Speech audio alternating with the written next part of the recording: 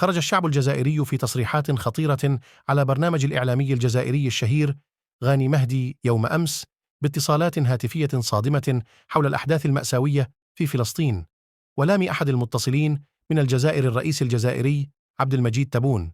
صمته الغريب بخصوص الأحداث الأخيرة، وخاصة بسبب التصريحات القوية التي دائما يخرج بها الرئيس الجزائري بخصوص القضية الفلسطينية، وأنه يتكفل بها شخصيا ويتابعها بنفسه، ومما يدل على أنها مجرد تصريحات وكلام في الصحافة لا غير. كما قال المتصل من الجزائر فين حين أعرب أحد المتصلين الآخرين عن غضبه من الطريقة التي تتعامل بها الدول الإسلامية وخاصة الدول العربية مع الأحداث الصاعقة وغير المقبولة في فلسطين، وهذا السكوت غير المبرر، وخاصة دولتهم الجزائر التي لطالما كانت تتغنى بشعارات مع فلسطين ظالمة أو مظلومة.